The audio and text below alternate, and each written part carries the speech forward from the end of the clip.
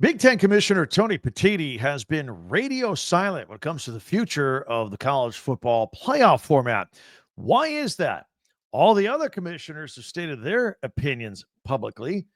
It's time for Petitti to step up and exert his opinion publicly for the good of the Big Ten. I'll explain why. Locked On Big Ten starts right now.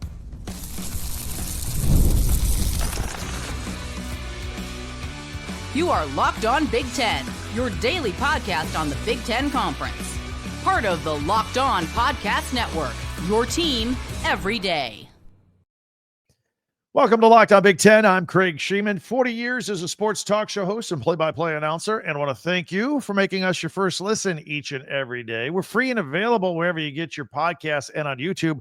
Part of the Locked On Podcast Network, your team every day. Hit that free subscribe button down below. That way you'll never miss a single episode. You and I together every day. Share, like, and follow so you don't miss that episode as well, and help spread the word if you don't mind. Today's episode is brought to you by Game Time. Download the Game Time app, create an account, use the code LOCKEDONCollege for $20 off your first purchase. Tony Petitti, it is time to talk. Plus, we have the latest news and recruiting. Lots of stuff going on in the Big Ten and our Big Ten Classics as we get you ready for the upcoming Father's Day weekend. But first, now that the dust is settled, at least for now, with the $2.8 billion House settlement, and now that revenue sharing is a thing, I want to go back to last week's conversations. We had a lot of conversation about college football playoff format, all the commissioners having their meetings and all of that stuff. And we had some pretty good conversations about that. Last week, we heard from everybody under the sun, except Big Ten Commissioner Tony Petitti. Why is that, by the way? I think it's time for him to say something publicly and start exerting his sizable influence on this matter of what format we're going to go with the college football playoff so that the Big Ten's best interests are getting served. He was silenced. Everybody else was talking and coalescing opinion in a certain direction, and the Big Ten was not part of that conversation. I think that hurts the Big Ten in the long run.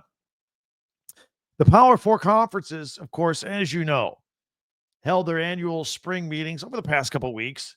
And everybody made news, everybody but the Big Ten. So they held their meetings, but Petitti remained silent. No press conferences, no comments, no public thoughts about the direction of the playoffs. Didn't try to guide opinion at all, at least publicly. Some people I know didn't even know the Big Ten held their meetings while everybody else was holding their spring meetings. Of course, we all know about the SEC. They held their meetings in Destin, Florida. And I mean, wow. That was just a bundle of news. Every time SEC Commissioner Greg Sankey emerged from a meeting, there were microphones in his face, and he was more than glad to talk about the format of the playoffs and the future of college football and scheduling and anything people asked, he talked about. But his opinion on the future of the playoff format, it completely flipped from the beginning of the week to the end of the week. And it's no secret that Petitti and Sankey, they have all the power. And after this season, it's been agreed upon by everybody that the Big Ten and the SEC will call all the shots moving forward. That's what leverage looks like. The rest of college football is afraid that if they don't do whatever the Big Ten and the SEC say or what they want, then the Big Ten and the SEC will separate from the others and take their symbolic ball and go home and create their own super conference and hold their own championships, much to the demise of the rest of college football. And by the way, that's happening anyway. It just depends what path and how much time it takes to get there. If you are an everydayer on this podcast, you know my thoughts on that. And we'll talk about it again. Don't worry. So Petitti and Sankey, I mean, they always seem to be on the same page in order to protect the interest of their two most powerful and lucrative conferences in college football, the Big Ten and the SEC. Every time all the commissioners get together with their meetings to discuss stuff, just the two of them, Petitti and Sankey, they then meet separately again to recap and make sure that they're on the same page moving forward. They've been in lockstep with virtually every issue that has come up regarding the future of college football. And as far as both of them being on the same page, look, it's been noted that they both wanted to expand the college football playoff format in 2026 and beyond. That would include 16 teams But the Big Ten and the SEC, we're also going to get 8 of those 16 teams with 4 automatic qualifiers each every year. Good years, down years, didn't matter. Big Ten and the SEC, we're getting 4 in. Everybody else can scramble for all the other ones with the format they had laid out, the 4-4-2-2-3-1 format. So anyway, while all that's going on in the SEC meetings last week, we were hearing from the other commissioners, Big 12 Commissioner Brett Yormark and ACC Commissioner Jim Phillips. They stated through the media while the SEC meetings were going on that they think that this 4 automatic qualifier business is unfair and that the Big Ten and the SEC need to do what's best for the game of college football and not what's best for the SEC and the Big Ten. Now, Sankey was a little perturbed by that. That got under his skin because he blasted right back. He said he didn't need to be lectured by anyone on the good of the game. But by the end of the week of the SEC meetings, Sankey completely flipped. Start of the week talking about, we're going to force feed 4 automatic qualifiers for the Big Ten and the SEC. Backed off of that by the end of the week and even tried to claim that he never really wanted 4 automatic qualifiers in the SEC and 4 more in the Big Ten. What? Yes, he did. I wasn't buying that for a minute. But he said some other things that were pretty interesting. He was leaning toward the Big 12 and the ACC preferred 5+1 formula, where there'd be 11 at-large bids earned for the college football playoff format, and that was earning steam. Big 12 wanted that. ACC wanted that. By the end of the week, it looked like the SEC was all in on that as well. So what happened here? What does this mean? I don't think Sankey was necessarily caving to the Big 12 and the ACC. During his own meetings, his SEC meetings, I think he discovered a bigger problem. That his coaches and his athletic directors couldn't agree on anything.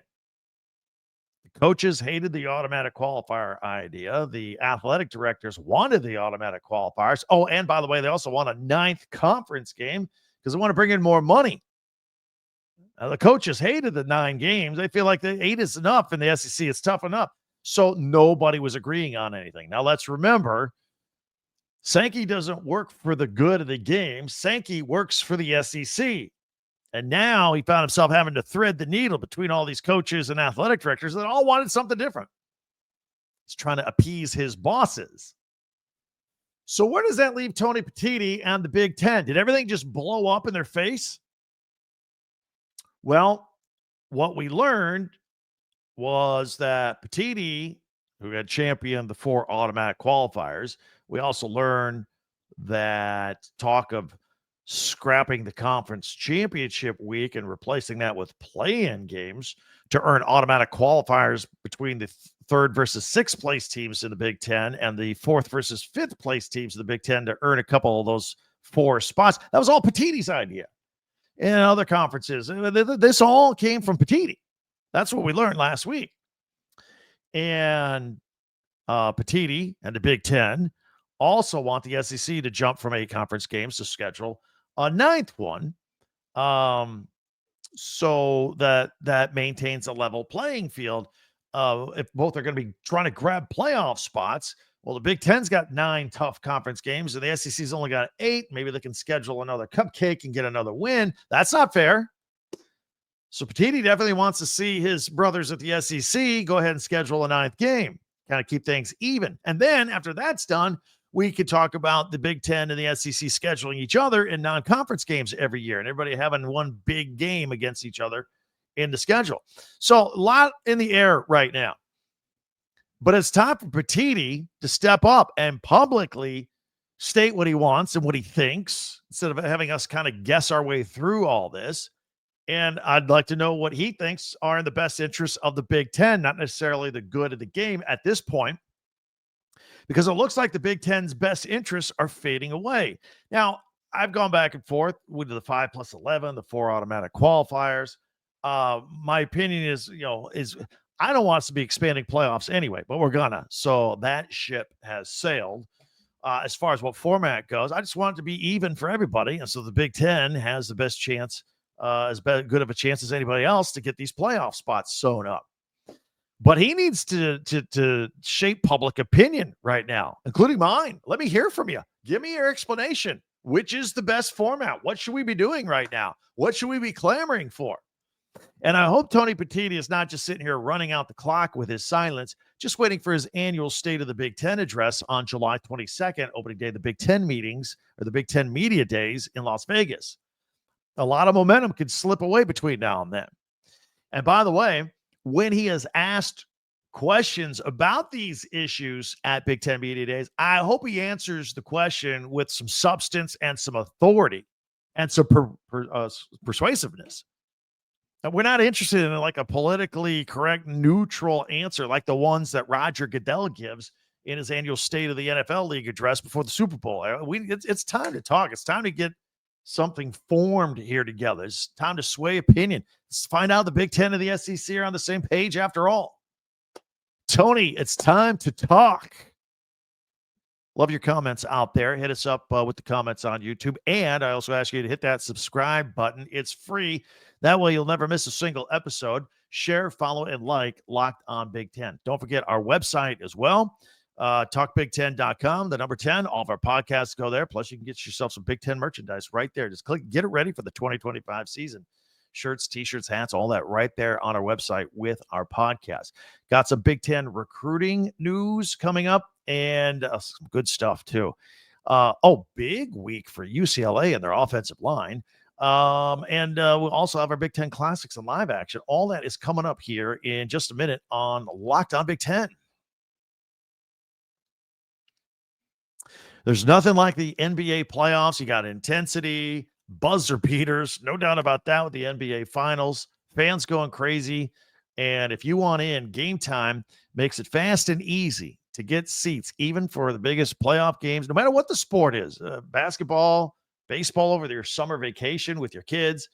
Prices on the app actually drop closer to tip-off or first pitch. They got killer last-minute deals, panoramic seat views, no surprise fees. Game Time is a total game changer. I love that you can see a view from the seat of the ticket you're about to buy right there on your phone. Get the exact view. So no questions, no surprises when you arrive. And with the Game Time guarantee, you know you're getting the best deal. If you find a better price in the same row and section, you get a credit of 110% the difference. Boom. All right. No worry. Take the guesswork out of buying tickets with Game Time. Download the Game Time app, create an account, use the code LOCKEDONCollege for $20 off your first purchase. Terms apply. Again, create an account and redeem code LOCKEDONCollege, LOCKEDONCOLLEGE for $20 off. Download the Game Time app today. Last minute tickets, lowest price guaranteed.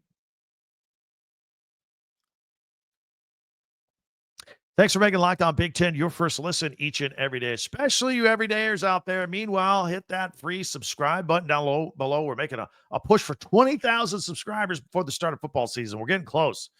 Share, follow, and like Locked On Big Ten, your team every day, and check out our website, talkbig10.com. All right. With the famous House settlement and everything is coming to $20.5 million in revenue sharing each year that all of our schools are going to have to chip in, cuts need to be made. All right. We think money's growing on trees. It kind of isn't. Even big, rich, powerful schools. For example, Michigan, their athletic department, you think they're a pretty well-to-do athletic department. They got to reduce their staff by 10%. Athletic Director Ward Manuel wrote a letter to supporters, fans, and alumni and said that his department is facing a $27 million budget deficit for the 2025-26 academic year. So they're going to have to change how they travel. Unfilled jobs will remain unfilled. There'll be some attrition to help get the budget under control. And look, Michigan's not the only one. I'm just using them as an example because this went public this week. There are a lot of schools that are feeling the budget pressures of trying to scrape up all this revenue share money. And this is the new era of college football. It's happening to everybody. Speaking of Michigan football, they landed a big one. Got another commit, 4-star defensive lineman Mikhail Blade. He was looking at Notre Dame and USC, and Wisconsin and Illinois and Georgia and Penn State and Tennessee and Ole Miss. Everybody was interested in this kid. Michigan got him. 6'4", 245 pounds, out of Chicago.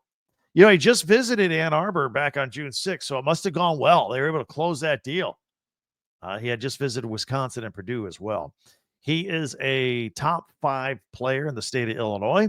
He is a top 21 defensive lineman in the country, and he is the 6th 2026 commit to Michigan just here in the month of June.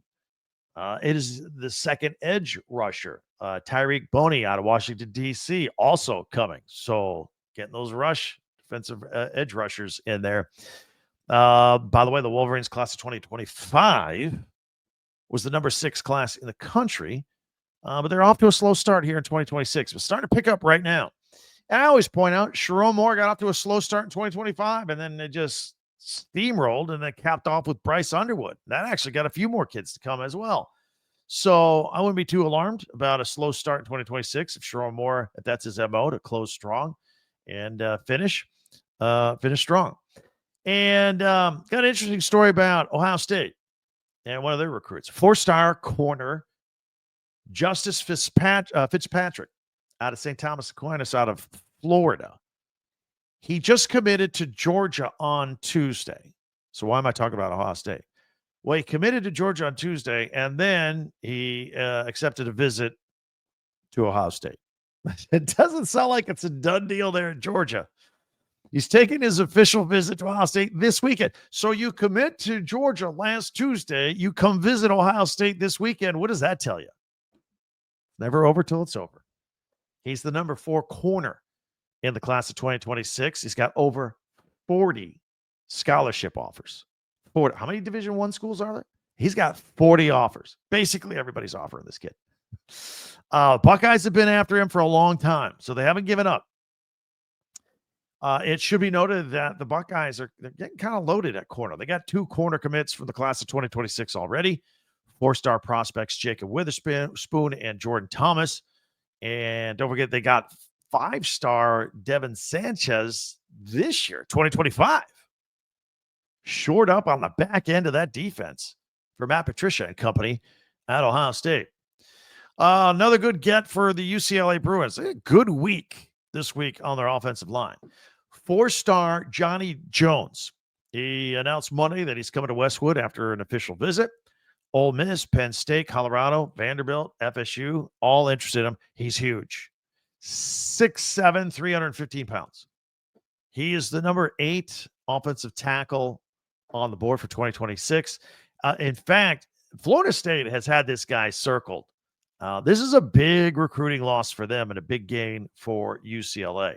He's from Florida, and Florida State let him get out of the state. They're still going to, just because he's committed to UCLA, Florida State's not going to give up on him. They're going to keep trying to flip this kid until signing day. But so far, so good for the Bruins, because I've told you yesterday, remember, they landed 4-star offensive tackle Micah Champ-Smith as well. So you got a couple of big guys just in the past couple of days at UCLA to build up a huge offensive line for Deshaun Foster. Start in the trenches, baby. That's where you start. Brett Bielema is up to 17 commits for the class of 2026 at Illinois. Add tight end Will Vela to that list. A 6'3", 225-pound 3-star in-state recruit staying in Illinois. And he had 24 offers on the table as well. And he had official visits at Indiana and Wisconsin. And then there was the visit from 3-star running back Nelson Wheeler from the state of Nebraska to Illinois. He's a little dynamo, 5'9", 200 pounds. And during his visit to Illinois, he just posted on social media that he's canceling his upcoming visit to Michigan State. Bad news for the Spartans. Had such a good time at Illinois. He says, I don't even need to come to East Lansing. And then there's news out of Nebraska. Wide receiver Hayes Miller, he had entered the transfer portal, but he's withdrawing from the portal and plans to return to the Huskers. So that's some good news. He's a former walk-on. He was a former transfer from a community college, and he's just been kind of working his way through. He played 1 game last year for the Huskers before redshirting, and then I guess he decided he was going to leave, but then he decided, you know what, the grass isn't always greener. He's going to stay with Matt Rule and Nebraska. UCLA baseball, let's talk about them for a moment. Going to the College World Series, of course, now for the first time since 2013. They defeated UTSA over the weekend, Saturday and Sunday, including Saturday's 7-0 shutout. Their last 16 innings in those two games, pitchers, a whole group of pitchers didn't give up a single run. They're going to face Murray State in game 1 of the College World Series. Both schools are in bracket 2, if you're looking at the grid. And they also on that are tournament favorites, LSU and Arkansas. So that's going to be tough. Game time for the Bruins' first game from Omaha is Saturday, 2 p.m. Eastern, 11 p.m. Pacific. If you're on the West Coast, that's 1 p.m. local Omaha time in Omaha. Game will air on ESPN, by the way. All right, we always do features here at the end of our podcast. We take Mondays, we do our top 10 Big Ten observations for the weekend. Tuesdays, we do Tuesday tweets. Wednesdays, we like to power rank stuff. We've got a whole bunch of fun stuff lined up for that as the summer continues. Thursdays, we always look ahead to the Big Ten Network and what they're airing. We highlight some things, Big Ten classics. We always love those, and some live action. Not so much of that. So much live action here in the summer. So a lot of Big Ten classics to put out there. And then on Friday, we do some sort of pigskin picks or pick 'em or what have you. Do have a quick programming note for you here. Kind of a weird week. It's summer. Won't have a podcast tomorrow on Wednesday. Back on Thursday. And Friday, we will not be here on Friday. That's the week, just kind of catching you all up. But we're here Thursday, so we got our Big Ten Classics. That's coming up next right here on Locked On Big Ten.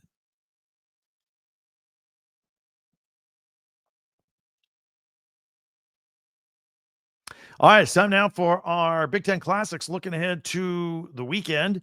And let's put this on the screen so you can take a look at it here. If you're on audio only, don't worry about it. Big Ten Classics and live action. Like I said, not so much live action these days. So let's pick it up Friday, June 13th. Oh, I just realized we're going into Father's Day weekend with a Friday the 13th. All right.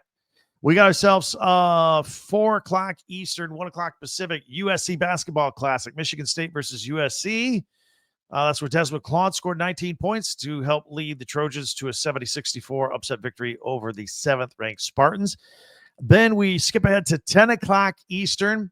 We got a Big Ten basketball on 60 from women's basketball. USC at UCLA. This is just from March. Juju Watkins with 30 points, leading the 4th-ranked Trojans to an 80-67 victory over the 2nd-ranked Bruins. That was a big deal. And if you missed it, you can check it all boiled down and edited down to 60 minutes. At 11:30, we got a USC football classic, USC versus LSU. This was the season opener last year. Remember that? It was was it a Monday night or Sunday night? But it was a standalone game. Woody Marks scoring the game-winning touchdown with 8 seconds to go to help 23rd-ranked USC defeat the 13th-ranked Tigers. That was at Allegiant Stadium. 27-20 was the final. Big showdown between Lincoln Riley, Brian Kelly. That was impressive. Very impressive. All right, let's move ahead to Saturday. We're going to skip all the way to Saturday night, 7 o'clock Eastern, 4 o'clock Pacific. We got another Big Ten football in 60. Nebraska at Ohio State. That's edited down into 60 minutes. That was from October. Hey, listen, Nebraska almost won that game. Probably should have won that game. Will Howard threw for 221 yards and 3 touchdowns. And the 4th-ranked Buckeyes held on to win 21-17 over the Huskers. Then at 8:30 Eastern, an Ohio State football classic. This was Indiana at Ohio State. And that was the one in November. Indiana was cruising. Best season ever for them. Undefeated going in there. And then Ohio State handled them pretty good. The Hoosiers were ranked 5th in the country at the time. And Buckeyes were number 2. So it was a top 5 matchup. And the Buckeyes won pretty easily, 38-15. Then at 9:30, an Ohio State football classic, Ohio State at Penn State from November. And this was a couple weeks before that Indiana game we were just talking about. But Will Howard passed for 182 yards and 2 touchdowns to lead the 4th-ranked Buckeyes to a 2013 victory over the 3rd-ranked Nittany Lions. So another big top 5 matchup. Man, Ohio State, just a bunch of top 5 matchups. Remember, they took on top-ranked Oregon earlier in the year. That was a tough schedule. A lot of top 5 teams.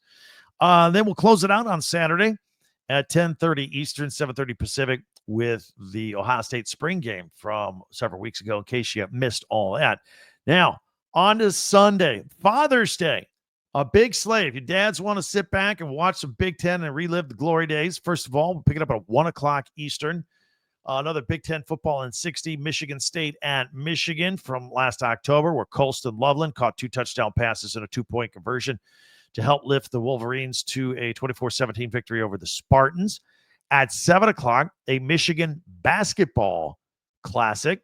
That was the Big Ten championship game against Wisconsin in mid-March. Trey Donaldson, Vlad Golden, only 11 points each, but everybody contributing to help the 3rd-seeded Wolverines beat the 5th-seeded Badgers 59-53 to win a Big Ten tournament game. I think the teams were gassed at that point. That's why the game was in the 50s. Meanwhile, at 8 o'clock, another Michigan basketball classic, the Big Ten semifinal versus Maryland. You can go back and check that out as well. Trey Donaldson with a game-winning layup. Remember? Drove on down there, 0.4 of a second. And the 3rd-seeded Wolverines got the 81-80 victory over the 2nd-seeded Terrapins to get to the championship. And at 9:30, we go to a Michigan football classic. 9:30 Eastern. Michigan and Ohio State from last November. You know how that one went. Michigan fan will watch. You're a Michigan father on Father's Day. You may want to watch that. Ohio State fathers, you may want to skip that. 10:30, we got the Michigan Football Classic from the ReliQuest Bowl, Michigan versus Alabama. On New Year's Eve, big win. 4 field goals for Dominic Zvada. And the Wolverine defense had 5 sacks in the Wolverines' 1913 win over the 11th-ranked Crimson Tide. 2 years in a row. Twice within 5 days, 64 days. Beat him in the Rose Bowl the previous year in the college football playoffs. I like that. You can close out your day at 11 o'clock Eastern with another replay of the Michigan spring game, if you want that on there for your Father's Day. So check that out.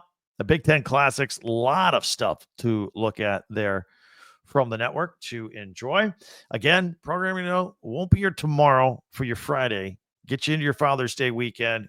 We'll be back on Monday. So I want to wish all you fathers out there a happy Father's Day weekend a little bit early. In the meantime, many ways for you to interact with me here at Twitter or X at Talk Big Ten. Don't forget our website, talkbig10.com with the number 10. Podcasts go there. Also, you can buy your favorite Big Ten merchandise on site as well.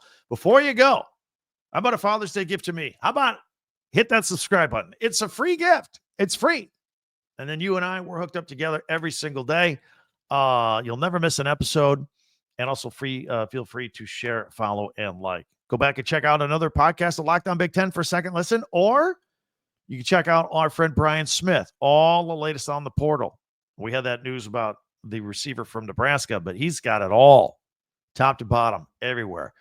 Find the portal on YouTube with Brian Smith, wherever you listen to your podcast. That'll do it for us here today. Thank you so much for joining us. Can't wait till we meet again. Tell your friends about us. Word of mouth. We're out here every day, with the exception tomorrow, because it's going into a Father's Day weekend. All right. Have a great weekend. We'll talk to you then. I'm Craig Sheeman for Locked On Big Ten.